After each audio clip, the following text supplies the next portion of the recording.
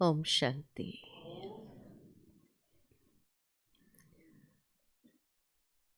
बाबा ने आज के मधुर महावाक्य में आशिक और माशिक की बातें स्पष्ट की। बाबा कहते हैं ये एक संबंध इतना प्यारा है जो आत्मा को सुख देता है, और इस सुख के आधार पर ही बड़े से बड़ी परिस्थितियां भी आ जाए तो उसको पार करने की हिम्मत आ जाती है। और मैं समझती हूँ कि हर एक के जीवन में ये संबंध का सुख हर एक ने प्राप्त किया ही होगा। बाकी जैसे आज कहा कि कोई न कोई ऐसा जीवन वृत्तांत जो हृदय स्पर्शी हो, बाबा के ज्ञान में आने के बाद अनेक ऐसे अनुभव है जिसमें बाबा ने स्वयं जैसे अनुभव कराए हो। कभी कभी उन अनुभव को जब याद करती हूँ तो हंसी भी आती है, खुशी भी होती है, और साथ साथ कैसे बाबा ने इस जीवन को समर्थ और शक्तिशाली बनाया वो भी महसूस करती हूँ। क्योंकि हम जब बाबा के पास आए तो जैसे एक कोरी स्लेट होती है, प्लेन स्लेट, ऐसा जीवन था। जो भी शक्ति समर्थी बाबा ने भरी वो बाबा ने ही भर करके ऐसा योग्य बनाया। हर प्रकार की कला बाबा ने भरी। मुझे याद आता है कि जब मैं सेंटर पर पहली बार गई तो घर में मैंने कभी कोई काम किया नहीं था, कुछ आता ही नहीं था। खाना बनाना मुझे आता नहीं था, खाली रोटी बनानी आती थी। तो जब वहाँ गए तो एक दिन जो भंडारे की बहन थी वो बाहर गई थी किसी काम से। तो बहन जी ने मुझे पूछा, गुरुवार का दिन था, बोले तुम खाना बनाना जानती हो? और मैंने एक चीज़ जो सीखी थी बाबा के पास आकर के कि हर बात में हाँ करने का, ना नहीं करने का। ना माना नास्तिक, हाँ माना आस्तिक। तो मेरे मुख से निकल गया कि हाँ आता है। मुझे कुछ नहीं आता था। तो बहन जी ने कहा कि आज बहन तो है नहीं भंडारे की जो भोग बनाती है, तो आज तुम्हें भोग बनाना है। कितने का भोग बनाना? बोले 300 का। जहाँ मैंने एक व्यक्ति का खाना नहीं बनाया हो और उसको 300 का भोग बनाने के लिए कहे, और जो आज भोग में था सेवियाँ, वही सेवैयाँ थी। आज इसीलिए याद आई कि सेवैयाँ बनाने के लिए कहा, अब मैंने सेवैयाँ कभी बनाई ही नहीं। और मूंग बनाना था मुझे,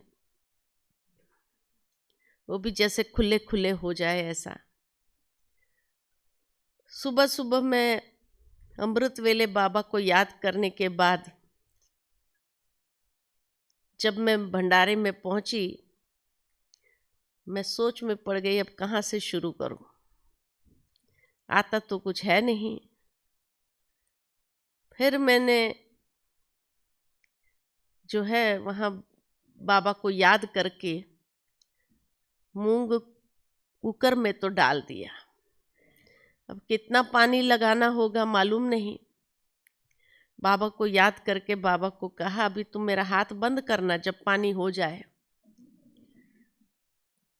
और सचमुच जैसे ही महसूस हुआ कि हाँ इतना पानी बस हो जाएगा, उसको कुकर में बॉईल तो करने रख दिया मैंने। उसके बाद सेवइयाँ बनानी थी। अब सेवइयाँ कैसे बनानी होती है, पहली बार तो मैंने सेवइयाँ देखी, ऐसी सेवइयाँ होती है। तो सोच रही थी, इतने में माताजी आए पानी पीने के लिए। शायद बाबा ने उसको भेज दिया होगा। उस दिन बहुत जल्दी आ गई कि आज योग करूंगी जाकर के आधा घंटा। तो वो जैसे आ गई, उसने आकर मुझे कहा, बहन जी पानी मिलेगा? मैंने कहा एक बात बताओ, सेवइयाँ बनाना आता है? बोले आता है। और मुझे ये तो मालूम था कि माताओं को इसमें इन्वॉल्व नहीं करना है, उनको ज्ञान योग के लिए ही वो करे। मैंने कहा एक बात बताओ कैसे बनाते हैं? बोले जैसे हलवा बनाते हैं ना वैसे ही बना देना होता है। मैंने कहा हलवा कैसे बनाते हैं? तो उसने मेरे को सामने पूछा, क्यों आपको नहीं आता है क्या? मैंने कहा आता है, लेकिन हर एक का सिस्टम अपना अपना होता है ना, इसलिए पूछ रही हूँ। तो उसने खड़े खड़े जो बता दिया कि पहले घी में उसको भूनने का हो जाए, उसके बाद पानी डालने का, फिर उसमें लास्ट में चीनी डालने का, और जो आपके पास ड्राई फ्रूट है वो डाल देने का। मैंने कहा ठीक है। उसको पानी दिया और मैंने फिर जैसे उसने बताया था बाबा को याद करके, क्योंकि बहन जी ने पहले ही मेरे को इंस्ट्रक्शन दे दिया था, देखना सेवियाँ एकदम ऐसी नहीं हो जाए, छुट्टी रहनी चाहिए, अलग अलग रहनी चाहिए। मैंने कहा बाबा अभी आपकी जिम्मेवारी है। बनाया और सचमुच बहुत अच्छी बनी। चीनी कितनी डालना है वो भी बाबा के हिसाब से मैं ऐसे डालती गई। मैंने कहा बाबा मेरा हाथ रोक देना जहाँ हो जाए उतना, और सचमुच बाबा रोक देता था। सेवइयाँ इतनी अच्छी बनी और मूंग भी बहुत अच्छा बना। बहन जी मेरे को कहने लगी, तेरे को खाना बनाना तो बहुत अच्छा आता है। दूसरे दिन मेहमान आने वाले थे, तो मेरे को कहा आज मेहमान आने वाले हैं, तुम एक काम करना, पूरन पूरी बनाना। मीठी रोटी जो होती है, बोले पूरन पूरी बनाना, महाराष्ट्र में तो खास बनती ही है। मैंने कहा ठीक है। अब दूसरे दिन भी बाबा को मैंने कहा, देखो बाबा भोग पहले तुमको लगना है, ये अच्छी बननी चाहिए मेहमानों को। उतने में एक बहन आई, मैंने उसको बोला पूरन पूरी कैसे बनाते हैं? उसने भी मेरे को यही पूछा, तुमको बनाना नहीं आता है क्या? नहीं, मैंने कहा आता है, लेकिन यहाँ के सिस्टम के हिसाब से आप बताओ। उसने भी चलते चलते जो बोल गई वैसे मैंने कर लिया, और दूसरे दिन पूरन पूरी भी बहुत अच्छी बनी। जो मेहमान आए थे वो कहने लगे, आज पूरन पूरी किसने बनाई है? तो जब बहन जी ने मेरी ओर देखा, मैंने कहा हाँ मैंने बनाई है। तो कहा नहीं इतनी अच्छी बनी है, ऐसी टेस्टी हमने कभी खाई नहीं। मैं अंदर से बाबा को थैंक्स देती थी कि बाबा तूने तो लाज रख दिया मेरी, है ना। लेकिन मैं ये समझती हूँ कि हर चीज बाबा के घर में मैं सीखी। मुझे कुछ भी नहीं आता था, मन एक ऐसी मूर्ति थी कि जो कोई भी बात जानती नहीं थी। मुझे एक बार बहन जी ने बुलाकर कहा, ऐसा है 1983 की बात है तो उस समय पहली कॉन्फ्रेंस होनी थी माउंट आबू में, और माउंट आबू में काफ़ी यूनाइटेड नेशंस के भी जनरल सेक्रेटरी आने वाले थे, और भी सारे देश विदेश से बहुत बड़े बड़े मेहमान आने वाले थे। बॉम्बे एयरपोर्ट के नज़दीक सेंटर होने कारण सबको रिसीव करना था, उनको भेजना था। तो बहन जी ने मेरे को बुलाया और कहा कि देखो इतने मेहमान आने वाले हैं, तो तुम एक काम करो, एयरपोर्ट पर जाओ, क्योंकि मेजॉरिटी विदेश की फ़्लाइट्स रात को आती है, तो उनको कहो हमको एक काउंटर खोलना है। मैंने कहा ठीक है। तो मेरे को भेजा एयरपोर्ट पर जा कर के काउंटर खुलवाने की परमिशन लेके आओ। मैंने कहा अच्छा। मैं गई और वहाँ अभी किससे मिलूं, सोच में पड़ गई। इतने में एक ऑफिसर दिखा मुझे।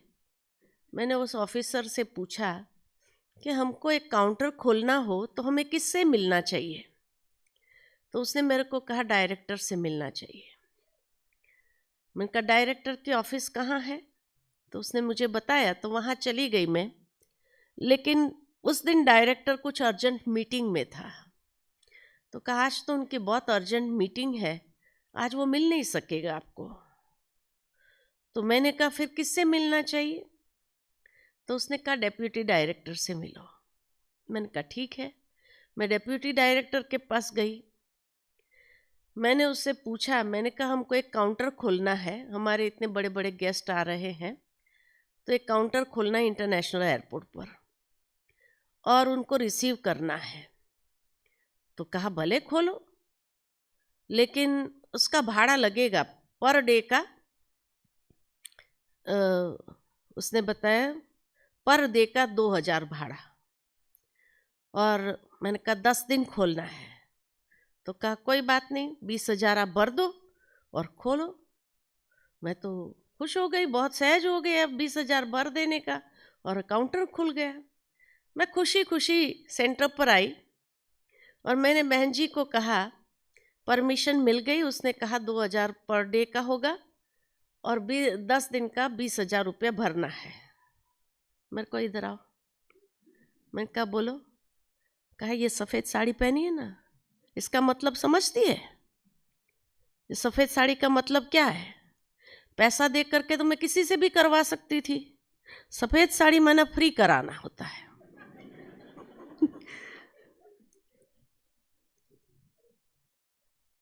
अभी मैं क्या करूं?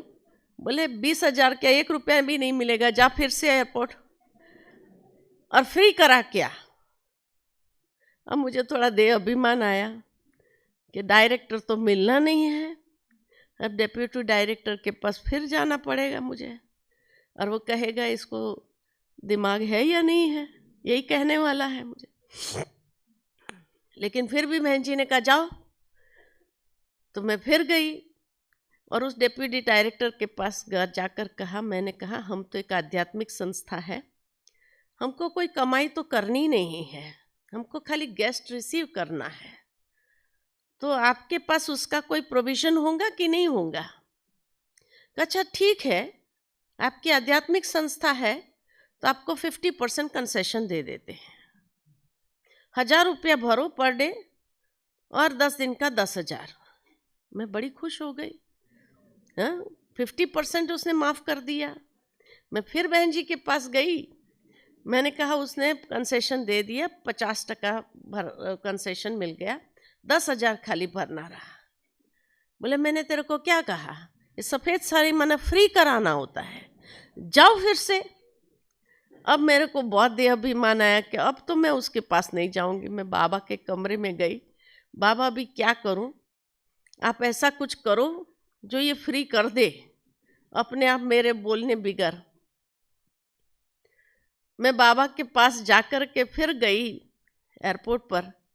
मैंने सोचा अभी डेप्यूटी डायरेक्टर के पास नहीं जाऊंगी, ये पक्का सोचेगा कि ये बहन पागल है। घड़ी घड़ी आती है, एक बार में ही बोल नहीं देती है। तो फिर मैंने सोचा अभी ये डायरेक्टर जितने बजे भी मीटिंग से छूटे और आए, मैं वहीं बैठना है। तो मैं डायरेक्टर के ऑफिस के बाहर बैठी रही, यही इंतज़ार में कि बाबा कैसे भी करके डायरेक्टर से मिला दो।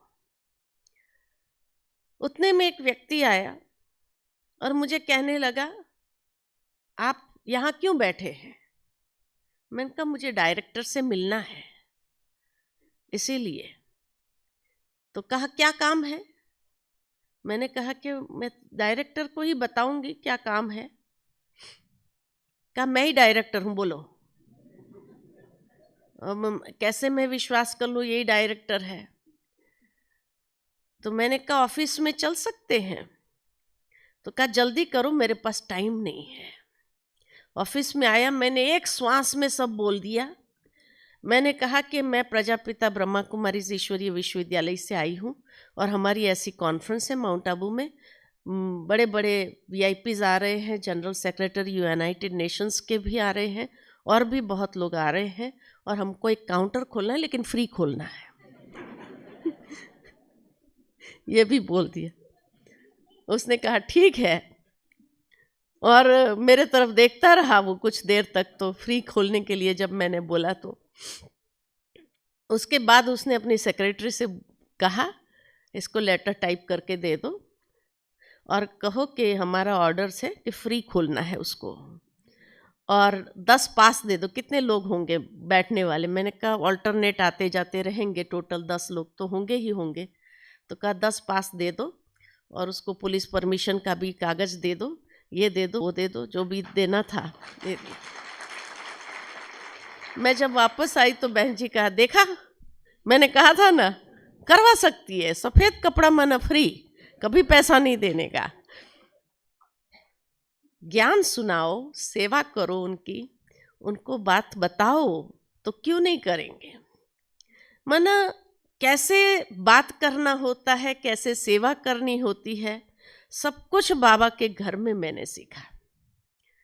उसके बाद जैसे कहा कि जब एसएमएल ट्रेनिंग होने थी, और उस ट्रेनिंग के लिए जब हमको सबसे पहले बिजनेस कॉन्फ्रेंस हुई थी हैदराबाद में, तो हम हैदराबाद गए थे पूर्व तैयारी करने के लिए। तो उस समय वहाँ के भाइयों ने कहा कि हम एक व्यक्ति को इनवाइट करना चाहते हैं, लेकिन वो बहुत स्ट्रिक्ट व्यक्ति है, वो जाता नहीं है कहाँ पर, लेकिन हम चाहते हैं कि उसका नाम बहुत है, तो अगर आप आओ, देखते हैं उसको इनविटेशन देख करके, और अगर हाँ किया तो अच्छा रहेगा, वो कॉन्फ्रेंस में आएगा तो हमारी कॉन्फ्रेंस को एक बहुत अच्छा उसका प्रभाव सभी इंडस्ट्रियलिस्ट पर भी पड़ेगा, सबके ऊपर पड़ेगा। मैंने कहा ठीक है। तो उसके पास हम गए तो कहा मुझे कि आप उनके साथ इंग्लिश में ही बात करना। मैंने कहा अच्छा ठीक है। तो जैसे ही उनको मैं इंग्लिश में सब समझाती रही कि क्या है कॉन्फ्रेंस का उद्देश्य, क्या है और क्यों हम कर रहे हैं, ये सब बातें उसको बताई, तो उसको बड़ा इंटरेस्ट आया और उसने कहा कि ठीक है मैं आऊँगा। और ये कह करके जब वो कॉन्फ्रेंस के इनॉग्रेशन सेशन में पहुंचा, बड़ी दादी जी आए थे, प्रकाश मणि दादी, उनसे मिला, बहुत प्रभावित हुआ। और जैसे कॉन्फ्रेंस पूरी हो गई, हम लोग तो निकल गए वहाँ से, वापस बॉम्बे चले गए। और वो जा कर के सेंटर पर उस समय पहुँचता है और उसने वहाँ कहा कि मुझे जो है ना ये स्पिरिचुअलिटी की बातें अपनी इंडस्ट्री में इंट्रोड्यूस करना है, और इंट्रोड्यूस करना है तो आपके यहाँ से कोई आए और इनको हमारे ऑफिसर्स को ट्रेनिंग दे। तो वहाँ कोई बहन इंग्लिश बोलने वाली थी नहीं उस सेंटर पर उस समय, तो उन्होंने कहा हम तेलुगु में बोल सकते हैं, तेलुगु में कराएंगे। बोले नहीं नहीं नहीं नहीं, हमारे ऑफिसर्स को सारा इंग्लिश में कराना होगा। कहा हमारे पास कोई बहन नहीं है जो इंग्लिश बोल सके ऐसे। तो कहा पहले दिन जो मुझे इनविटेशन देने आई थी वो बहन तो बहुत अच्छा इंग्लिश बोल रही थी, तो वो कहाँ गई? बोले वो तो बॉम्बे से आई थी और वापस बॉम्बे चली गई। तो कहा कि उसको बुलाओ और उसको कहो कि ट्रेनिंग दे। अब जैसे ही हम बॉम्बे पहुँचे हैं, वहाँ से ट्रेन में कि पहुँच करके अभी स्नान पानी करके अभी फ्रेश होकर के बस बाहर आए हैं, और बहन जी कहती है फ़ोन आया है, आपको वापस जाना पड़ेगा। और ये लोग कहते हमको स्पिरिचुअलिटी की ट्रेनिंग कराए, तो तुम जाओ।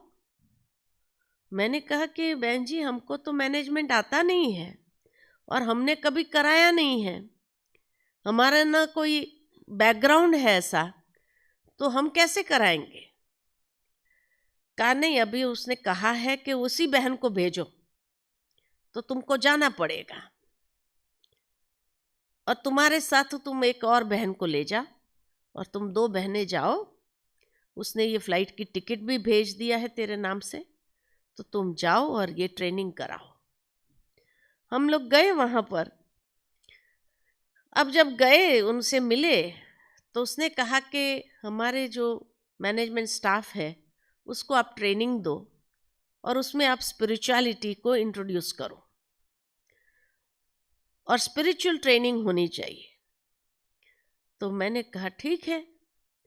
अब स्पिरिचुअल ट्रेनिंग में हम क्या समझते हैं, हम तो समझते हैं ये कोर्स कराना होता है, हमको थोड़ी मालूम है कि मैनेजमेंट ट्रेनिंग क्या होती है, हमें ABCD मालूम नहीं। तो हमने शिविर करा दिया दोनों बहनों ने। अब शिविर कराया तो वो HR मैनेजर भी एक के बाद एक ग्रुप भेजता गया। 3-3 दिन की शिविर कराई हमने, और करीबन 400-500 लोगों को शिविर करा दी। अब 500 लोगों के बाद जो है उन्होंने फीडबैक सेशन रखा, तो बहुत बड़ा उनका ऑडिटोरियम था, वहाँ सभी बैठे थे, और स्टेज पर जो कंपनी का MD था, मैं थी, मेरे साथ जो बहन थी, HR मैनेजर था, और उनका वाइस प्रेसिडेंट आदि बैठे थे स्टेज पर। तो KVK राजू ने कहा ये फीडबैक सेशन में मैं हर एक का फीडबैक सुनना चाहता हूँ कि ये बहनों ने जो ट्रेनिंग कराई वो कितनी यूज़फुल है हमारे आगे के स्टाफ को कराने के हिसाब से। तो आश्चर्य की बात ये हुई कि इतना नेगेटिव रिस्पॉन्स आया कि ये ट्रेनिंग की हमें कोई ज़रूरत नहीं है, आत्मा परमात्मा के ज्ञान को हम क्या करेंगे मैनेजमेंट के अंदर। मैंने इतना नेगेटिव रिस्पॉन्स दिया, तो मेरे अंदर आ रहा था कि बाबा का इतना ऊंचा ज्ञान और ये लोग इसको रिजेक्ट कर रहे हैं। मुझे अंदर में गुस्सा भी आ रहा था कि भाई अगर आप लोगों को पसंद नहीं था तो पहले ग्रुप से ही हमें मना कर देते थे। इतने 5-6 ग्रुप कराने के बाद 400-500 लोगों को ट्रेनिंग कराने की एनर्जी हम क्यों वेस्ट करते थे। अंदर में बहुत सारी बातें, लेकिन वो एक एक को उठा उठा करके पूछता था, और हर एक के मुख से नेगेटिव रिस्पॉन्स आता था कि इसकी हमें कोई आवश्यकता नहीं है, और इनको भले वापस भेज दो जहाँ से आए हैं वहाँ। उसके बाद जो है KVK राजू ने मेरे और देख करके कहा, sister you have anything to say, आपको कुछ बोलना है इनकी बातें सुन करके।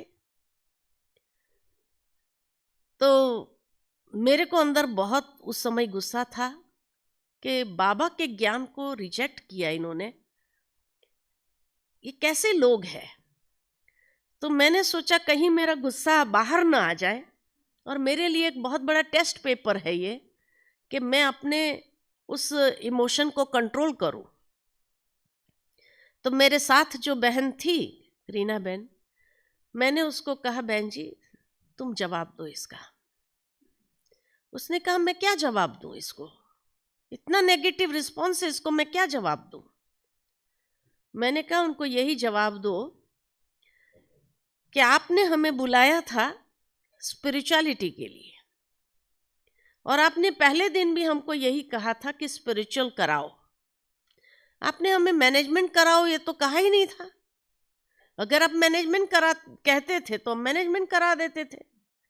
आपने हमको स्पिरिचुअल कहा था, हमने स्पिरिचुअल करा दिया। वो सीधा उठ करके बोलने लगे कि आपने हमको स्पिरिचुअल कहा था इसलिए हमने स्पिरिचुअल करा दिया, आपने हमें मैनेजमेंट थोड़ी कहा था। आप अगर हमें मैनेजमेंट कहते थे तो हम मैनेजमेंट कराते थे।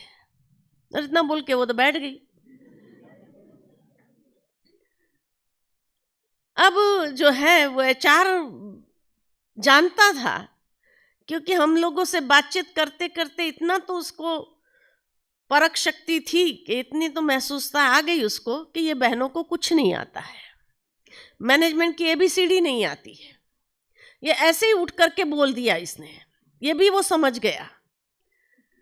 तो उसने उसी समय खड़े होकर कहता है, अच्छा लास्ट चांस, कल मैं आपको एक बैच भेजूंगा और उसको आपको मैनेजमेंट ट्रेनिंग करानी है, कल सुबह 9 बजे। इतनी बड़ी चैलेंज थी हमारे लिए कि 9 बजे हम कहाँ से मैनेजमेंट एबीसीडी जानते नहीं, हम मैनेजमेंट क्या होता है मालूम नहीं, और इतने बड़े बड़े लोग आएंगे 9 बजे, वो जानबूझ करके भेजेंगे ऐसे लोगों को ही। इतना हम समझ गए कि ऐसे लोगों को भेजेगा कि जो एकदम क्रिटिसाइज करने वाले लोग होंगे, जो एकदम नेगेटिव लोग होंगे, उनको ही भेजा जाएगा। तो जैसे ही हम शाम को घर आए, वहाँ फीडबैक सेशन पूरा हुआ लगभग 7 बजे शाम को। आते ही मैंने बहन जी को फ़ोन किया बॉम्बे में, कैसे ऐसा हुआ और अभी हमको कल सुबह 9 बजे मैनेजमेंट कराने के लिए कहा गया है, अब हमको तो आता नहीं है, अब हम क्या करें। तो बहन जी ने कहा, आप एक काम करो, जगदीश भाई को फ़ोन करो दिल्ली में, क्योंकि जगदीश भाई उसमें इन्वॉल्व है, तो जगदीश भाई को फ़ोन करो। मैंने जगदीश भाई को फ़ोन किया दिल्ली में, मैंने कहा भाई साहब ऐसा ऐसा हुआ और जो है बहुत नेगेटिव रिस्पांस मिला, और हमने ऐसा उठ करके बोला, तो उन्होंने अभी ये चैलेंज दे दिया है कि कल सुबह 9 बजे आपको मैनेजमेंट कराना है, अब हम क्या करें। अब उस जमाने में खाली इंडियन एयरलाइंस की ही फ्लाइट चलती थी, इतनी फ्लाइटें नहीं होती थी, और पहली फ्लाइट दिल्ली से जो निकलेगी वो भी हैदराबाद 11 बजे से पहले पहुंचती नहीं। तो भाई साहब ने कहा, अगर आप पोस्टपोन करा सकते हो तो करा दो, और मैं तब तक पहुंच जाता हूँ, क्योंकि कल के कल मैं अगर पहली फ्लाइट भी लेता हूँ तो 11 बजे से पहले नहीं पहुंच सकता हूँ, आप या तो पोस्टपोन करा दो और तब तक मैं पहुंच जाता हूँ। मैंने कहा भाई साहब अभी पोस्टपोन कराना बहुत मुश्किल है, क्योंकि एक ऐसी चैलेंज है जो हमने स्वीकार कर लिया है, और इसलिए अब जाकर के अगर मैं कहूँ कि इसको पोस्टपोन कर लो तो ये प्रैक्टिकल नहीं होगा हमारे लिए, तो क्या करें। तो भाई साहब कहे, फिर आप लोग कराओ, बाबा आपको मदद करे, बाबा को याद करके कराओ। अब हम सारी रात बाबा के कमरे में बैठे कि बाबा अभी 9 बजे जो है कराना है हमें, और कुछ तो आप भर दो हमारे अंदर। जब ये बाबा से कह रहे थे, अमृत वेले भी हमें बस हम अपनी ही शिकायत जैसे बाबा को कर रहे थे, अपनी ही बातें बोल रहे थे, बाबा अगर देना चाहे तो भी क्या दे सके। फिर जो है पहली बार मुझे एक नर्वसनेस की फीलिंग आई। नर्वसनेस की फीलिंग ऐसी आई कि मेरे को उस दिन मुरली सुनाने को मन नहीं करे, नहीं तो मुरली से मुझे बहुत प्यार। मुरली अगर मेरे को सुनाने लिए कहे तो मैं एकदम माना उसमें खो जाती हूँ मुरली सुनाते हुए। लेकिन पहली बार ऐसा हुआ मुझे मुरली सुनाने को दिल न करे। मैंने कहा कि क्या हो रहा है मुझे, क्योंकि मुझे मालूम था कि वो एचआर आएगा और वो जानबूझ के ऐसे ऐसे सवाल करेगा मेरे को, और मुझे एकदम सबके बीच में डाउन करने का प्रयत्न करेगा। वो करता था, उसकी आदत थी ऐसी।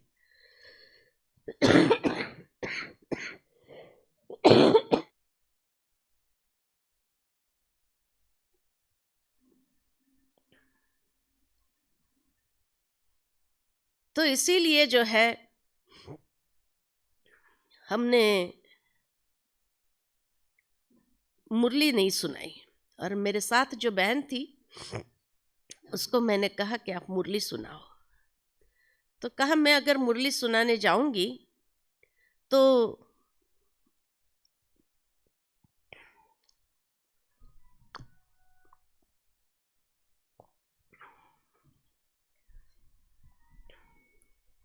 उसने कहा कि अगर मैं मुरली सुनाने जाऊंगी तो नेचुरल है कि वह एमडी बैठा होता है मुरली में, और उसका पहला सवाल यही होता है कि वो सभी बहनों को मुरली क्लास में देखना चाहता है।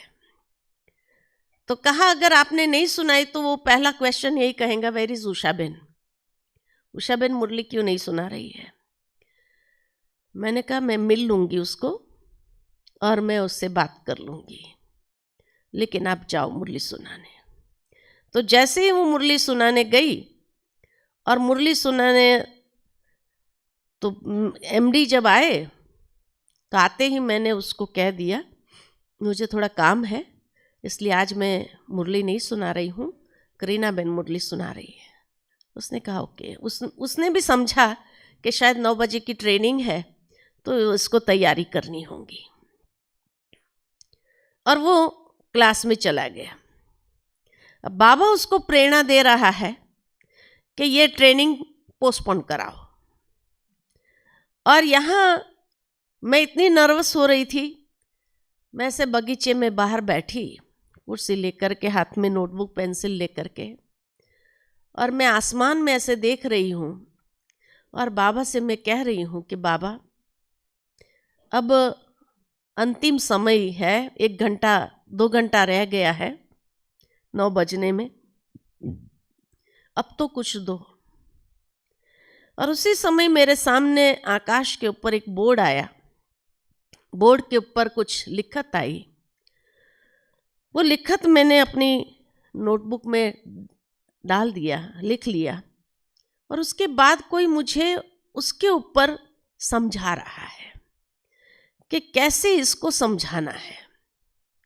बराबर 7 से 8 बजे तक जब तक ऊपर मुरली चली तब तक मेरे को नीचे ये अनुभव होता रहा, जैसे जैसे आता रहा मैं वैसे वैसे अपनी डायरी में लिखती गई, और 1 घंटे के बाद मुझे ऐसा महसूस हुआ मैं भरपूर हो गई, मुझे सब कुछ आता है। ये फीलिंग आई। जैसे ही एमडी नीचे आए उसने आते ही मुझे कहा कि sister I think you need time, can we postpone this, ये ट्रेनिंग पोस्टपोन करें। और पता नहीं बाबा ने ऐसी शक्ति मेरे में भरी थी जो मैंने कहा नहीं, वी आर रेडी। करीना मैन उसके पीछे खड़ी होकर के वो कहती है पोस्टपोन कर लो बहन जी, इशारा करे। मैंने कहा नहीं, आई एम रेडी। ओके करके वो चला गया वहां से। फिर उसने मेरे को कहा आपने पोस्टपोन क्यों नहीं किया। मैंने कहा नहीं, बाबा ने मेरे को शक्ति दी है और मेरे को एक कॉन्फिडेंस है, मैं कर सकती हूँ। लेकिन उसके लिए एक वाइट बोर्ड कहाँ से भी, हमको ये भी पता नहीं कि ट्रेनिंग होती है वाइट बोर्ड पर उस जमाने में। मैंने कहा वाइट बोर्ड का अरेंजमेंट कहीं से करो। तो उसने ऑफिस में फ़ोन किया कि हमको 9 बजे से पहले एक वाइट बोर्ड चाहिए। वाइट बोर्ड आ गया, सब कुछ आ गया। ट्रेनिंग मैंने शुरू किया, और जैसे ही वो बातें आई थी मेरे उसमें वाइट बोर्ड पर आई थी तो मैंने लिख लिया, और एक एक बात को मैं समझाने लगी। और समझाने के बाद बराबर 1.5 घंटा हुआ और वो सारी बातें खाली हो गई, खत्म हो गया अंदर से। और जैसे ही ये सारी बात हो गई मैंने फिर लास्ट में मेडिटेशन करा के पूरा किया। वो लोग वहां से जाने लगे, किसी के अंदर कोई क्रिटिसाइज करने की बात ही नहीं रही उनके लिए, माना वो कोई बोल ही नहीं सके। भेजा गया था ऐसे लोगों को जो उस बात को लेकर के क्रिटिसाइज करे या मुझे प्रश्न करे और मुझे परेशान करे, लेकिन वो कर नहीं पाए।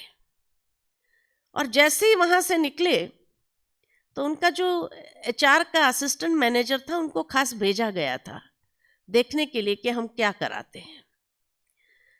वो उनके साथ जाने लगा, आधे जा करके फिर दौड़ करके आया, मैं कुछ भूल गया करके, और फिर दौड़ करके आकर के मुझे कहने लगा, sister excellent, this is management, please go ahead with it.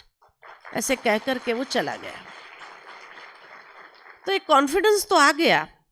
अब दूसरा माना वही ग्रुप जो है वापस 3 दिन के लिए आता था, तो सुबह और शाम इस तरह से 6 सेशन होते थे। तो शाम को वही ग्रुप आने वाला था 5 बजे। तो मैंने करीना मैन को कहा, अभी शाम का सेशन आपको कराना होगा। कहा आपने तो करा लिया, अभी मैं क्या करूं? मैंने कहा इधर बगीचे में बैठते हैं, यहाँ जो आएगा ना वही हमको कराने का। वो देखती रही, कहती मेरे को तो कुछ नहीं आ रहा है।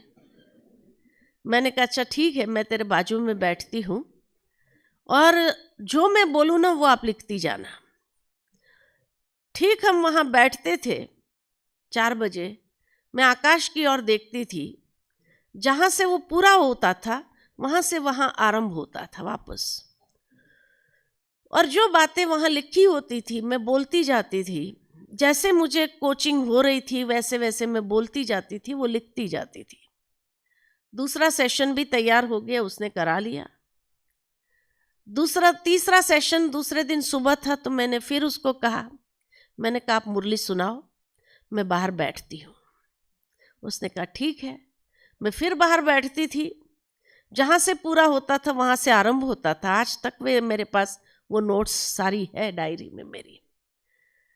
और जो है ये पहला 3 सेशन जैसे बाबा ने सिखाया, और उसके बाद अपने आप जैसे हम कराने लग गए।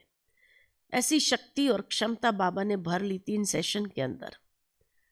और वो लोग जो चाहते थे सेंटर हटाना, वहाँ से सेंटर बंद हो जाना चाहिए, नागार्जुना में नहीं होना चाहिए सेंटर, ये चाहते थे वो जो एचआर था, क्योंकि उसको एक प्रकार की इनसिक्योरिटी की फीलिंग आई कि कहीं ऐसा ना हो कि बहनों की जो है बहुत नाम हो जाए।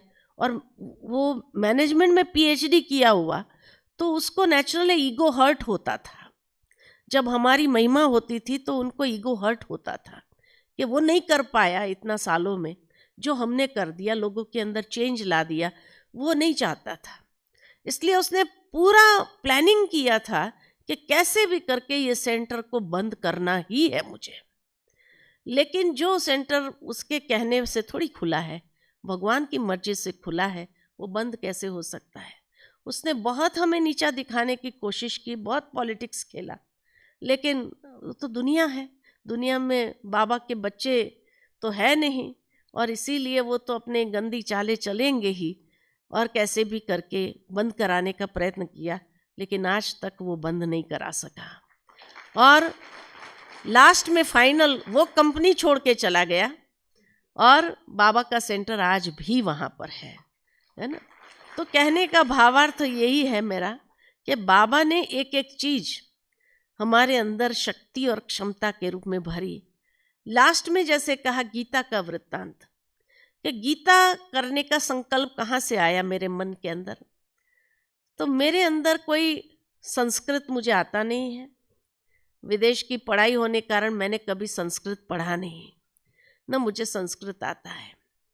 लेकिन जगदीश भाई अपने अंतिम दिनों में पांडव भवन में रहते थे, तो एक बार उन्होंने मधुबन वालों का क्लास कराया, और मधुबन वालों का क्लास करा के उन्होंने कहा कि बाबा ने मुझे मेरे द्वारा बहुत सेवा कराई, उसकी मुझे खुशी है, लेकिन आज जब जाने का वक्त आ रहा है, क्योंकि डॉक्टरों ने जवाब दे दिया था, तो कहा जब जाने का वक्त आ रहा है, उस समय मुझे एक बात का अफसोस हो रहा है कि जो भगवान की चाहना थी कि गीता का भगवान सिद्ध हो, वो मैं नहीं कर पाया, और उसके पहले मुझे जाना पड़ रहा है।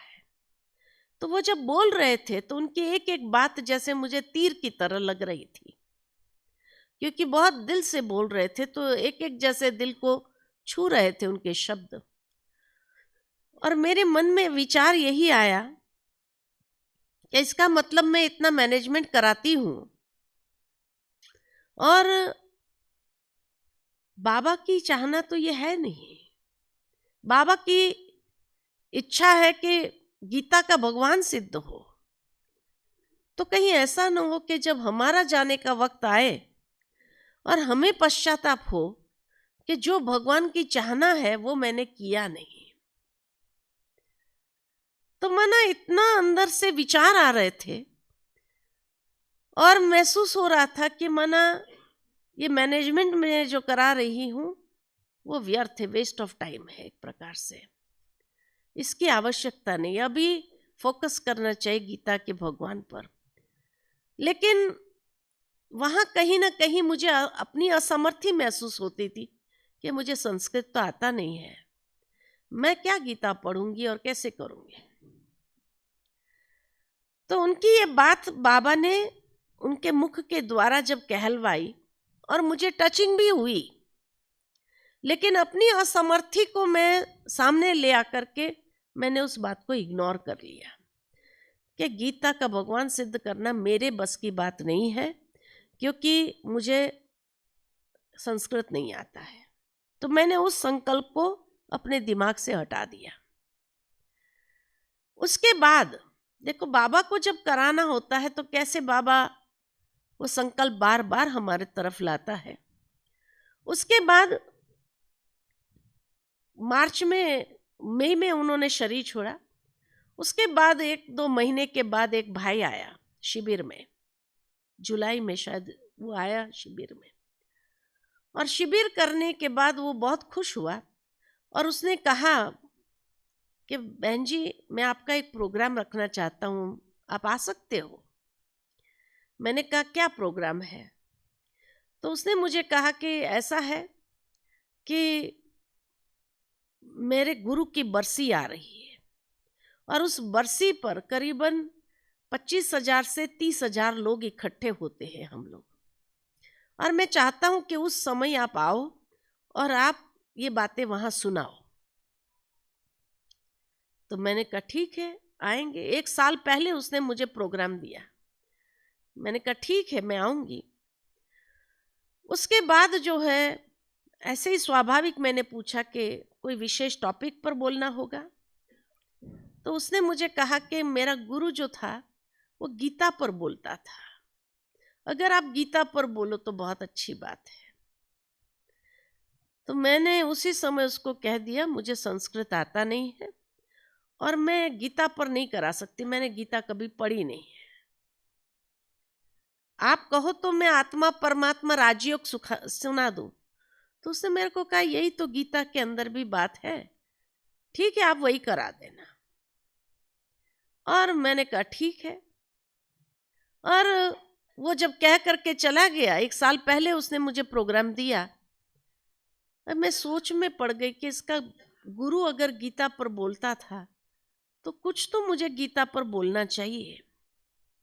नहीं बोलूंगी तो भी अच्छा नहीं लगेगा, अगर 35,000 लोग आ गए वहां पर तो उसके बीच में गीता पर बोलना तो जरूरी है।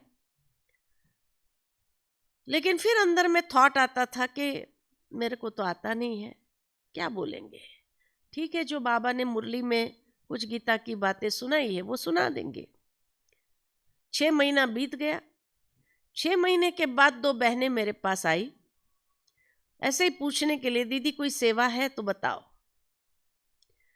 तो मैंने उन दोनों बहनों से पूछा, मैंने कहा आपने गीता पढ़ी है? कहा नहीं। मैंने कहा गीता पढ़ो। और गीता पढ़ करके, क्योंकि दोनों टीचर थी, स्कूल में पढ़ाती थी, मैंने कहा गीता पढ़ो और मुझे बताओ कि गीता में क्या लिखा है। तो उन्होंने सीरियसली वो बात मान लिया और उन्होंने गीता पढ़ना शुरू किया। 3 महीने बाद उन्होंने मुझे फिर फोन किया, अब लास्ट 3 महीना बाकी है।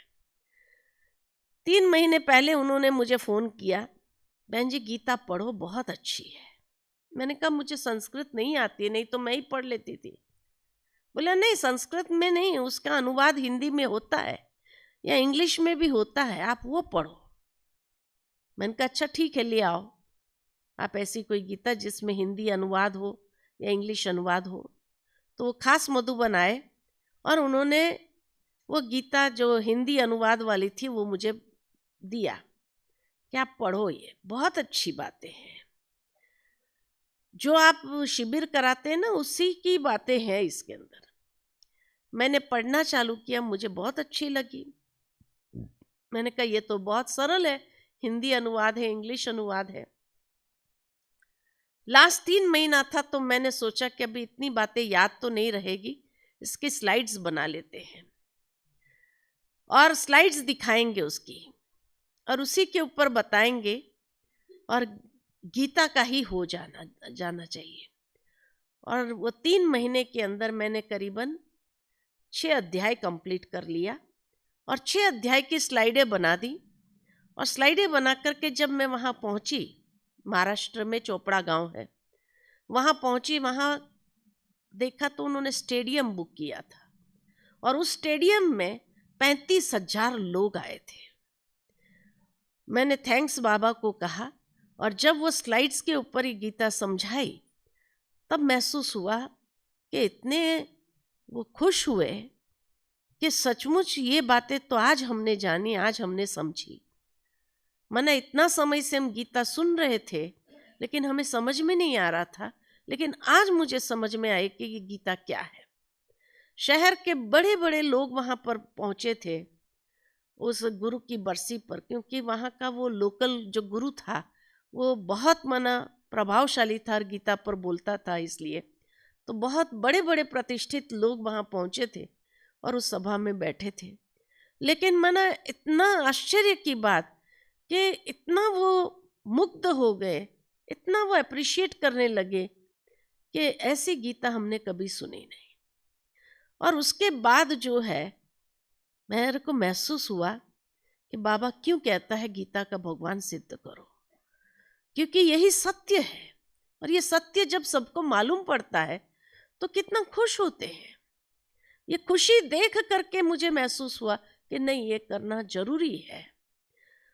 और उसके बाद जैसे मैंने आगे के अध्याय भी किए, लेकिन जब 10वें अध्याय पर आई तो अटक गई, क्योंकि उसमें विराट रूप दर्शन की बातें आती है और विराट रूप जो है उसके बारे में मेरे पास कोई उसका आध्यात्मिक रहस्य नहीं था। और इसलिए जो है वो देखते हुए मन में आ रहा था, अब इसका क्या आध्यात्मिक रहस्य बताऊं, क्या बताऊं, मुझे समझ में नहीं आ रहा था। गीता के अंदर कई बातें मुझे नहीं समझ में आती थी, लेकिन पढ़ पढ़ करके जब मैं सो जाती थी तो मुझे कई चीजें तो स्वप्न में क्लियर होती थी। लेकिन जब विराट रूप की बात स्वप्न में भी नहीं और अटक गई तो ऐसी अटक गई, 1 साल तक मैं पढ़ती रही, लेकिन मुझे समझ में नहीं आया कि इसका क्या आध्यात्मिक रहस्य बताना चाहिए। जब 1 साल तक भी समझ में नहीं आया तो मैं निराश होते हुए मेरे को आया कि मैं शायद गीता कंप्लीट नहीं कर पाऊंगी, 18 अध्याय होगा नहीं, और गीता का भगवान सिद्ध कैसे होगा। तो मैं जैसे ही मेरे अंदर एक निराशा आने लगी कि उसी दिन उस एक बहन का फोन आया गांधीनगर से, कैलाश दीदी जो है वहाँ पर, उनका फोन आया और किसी और काम से उसने फ़ोन किया था। वो काम के बाद उसने मेरे को ऐसे ही जस्ट पूछ लिया कि बहन जी आपकी गीता कहाँ तक पहुँची। तो मैंने उसको कहा कि मैंने कहा गीता अटक गई। मैंने कहा, बोले क्यों अटक गई। मैंने कहा समझ में नहीं आ रहा है अभी विराट रूप का किस रीति से मैं आध्यात्मिक उसका रहस्य स्पष्ट करूं। तो मैंने कहा आप तो बाबा के पास जाते हो गुरुवार के दिन, हाँ संदेशी थी वो। तो मैंने कहा आप तो बाबा के पास जाते हो, आप बाबा से कहो कि मेरी गाड़ी अटक गई है और धक्का लगा दे। ऐसे ही जस्ट उसको मैंने बोल दिया। उस दिन उसको रात को 2:30 बजे एकदम फ्रेश होकर के वो उठ गई। उसने सोचा क्या करूं, नींद तो आ नहीं रही है, तो वो बाबा के कमरे में गई। वो बाबा के कमरे में जाकर के बैठी और बाबा ने उसकी रस्सी खींच लिया। बाबा ने पूछा बच्ची क्या समाचार लाई हो। उसके पास और कोई समाचार तो था नहीं, तो उसने वही बात कह दी कि बाबा वो बच्ची गीता कर रही है ना, वो गीता पर अटक गई है। और उसने कहा आप धक्का लगा दो गाड़ी चल पड़े। बस इतना कह करके वो तो नीचे आ गई। और फिर 4 बजे वो चली गई कमरे में। मैं 4 बजे उठकर बाबा के कमरे में गई और जैसे मैं बाबा के पास बैठी तो बाबा ने मेरे सामने विराट रूप, पूरा साक्षात्कार जैसे कराया मुझे। पूरा विराट रूप सामने आया, एक तरफ ब्रह्मा, एक तरफ बीच में विष्णु और इस तरफ शंकर, और सारे चेहरे, और एक चेहरे से सारे लोग जा रहे हैं, असुर लोग जा रहे हैं एक उसके मुख में, और इधर देवता बन के उतर रहे हैं। ये पूरा विराट रूप मैंने देखा साक्षात्कार में 4 बजे से लेकर के 5 बजे तक। और फिर बाबा ने मुझे उसका रहस्य बताया कि इसका रहस्य ये है कि ये जो चेहरे देख रहे हैं ना, ये 84 चेहरे हैं। समझ में नहीं है, 84 चेहरे, मैंने तो कभी गिनती की ही नहीं। कहा ये 84 चेहरे हैं। और ये है कि विष्णु सो ब्रह्मा कैसे बनता है। ब्रह्मा सो विष्णु तो एक जन्म में बन जाता है, लेकिन विष्णु से ब्रह्मा जो बना वो 84 जन्म, वो 84 चेहरे हैं। और जो है एक चेहरे से सब असुर लोग जा रहे हैं, तो ये अंतिम समय में जब ब्रह्मा बनता है तब उसके चेहरे से सारे, उसके चेहरे में जैसे असुर जा रहे हैं और इधर देवता बनकर के उतर रहे हैं। अर्थात कि कैसे कलयुग के अंत में ये सब जा रहे हैं और फिर जैसे परिवर्तन होकर के नीचे देवता बनकर के उतर। माना 1 घंटा मुझे वो साक्षात्कार जो हुआ 4 से 5 बजे तक, और सारा रहस्य बाबा ने इतना सुंदर रीति से स्पष्ट किया कि उसके बाद मेरे को ऐसी एक ऊर्जा आई कि, और फिर परमात्मा कहाँ है, तो कहा जो पहले विराट रूप से पहले उसको हजारों सूर्य से तेजोमय का साक्षात्कार हुआ, तो वो तेजोमय स्वरूप है परमात्मा का। और ये है विष्णु सो ब्रह्मा, ब्रह्मा सो विष्णु कैसे बना वो। तो दोनों चीज अलग अलग, दोनों का जो स्वरूप है उसके बारे में जैसे बाबा ने बहुत क्लियर एक डिस्टिंक्शन बता दिया। और ये जैसे समझने के बाद मेरे जैसे नींद मेरी उड़ गई, और मैं सीधा तैयार होकर के ऑफिस में जब ऐसे ही आई तो मैंने भाई को कहा अब स्लाइड बनाओ। बोले क्या हुआ? मैंने कहा बस विराट रूप क्लियर हो गया।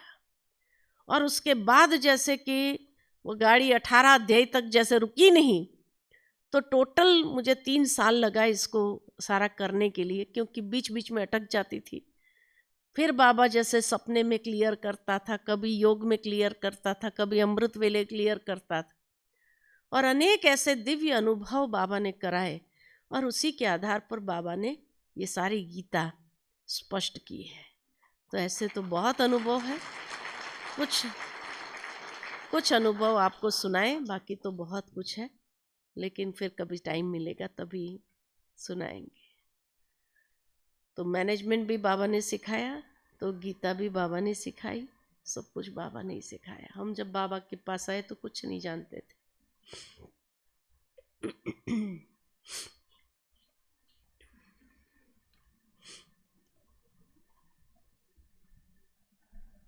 आदरणीय दीदी जी, आप ऐसे ही सुनाते रहें और हम ऐसे ही सुनते रहें, ऐसी सबकी इच्छा है। लेकिन समय की सीमा को हमें ध्यान में रखना पड़ेगा। और अभी मैं दीदी को रिक्वेस्ट करता हूँ कि अगली बार आप थोड़ा ज़्यादा समय निकाल के आएंगे और ज़रूर अपने दिव्य अनुभवों से सबको लाभान्वित करेंगे, प्रेरित करेंगे।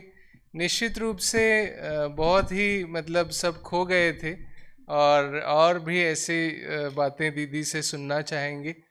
तो बहुत बहुत थैंक्स हैं दीदी जी का। आपकी तबीयत ठीक ना होते हुए भी मतलब हम देख रहे हैं प्रैक्टिकल में कि कैसे परीक्षा आती है। कि जैसे पहले दिन दीदी जी ने कहा था कि ड्रामा में पेपर्स आएंगे, लेकिन वो पेपर्स आगे बढ़ाने के लिए आते हैं, तो जो बोलता है उसको प्रैक्टिकली करके भी दिखाना पड़ता है। आदरणीय दीदी जी की तबीयत हम देख रहे हैं कल से फिर भी अथक सेवा में लगे हुए हैं।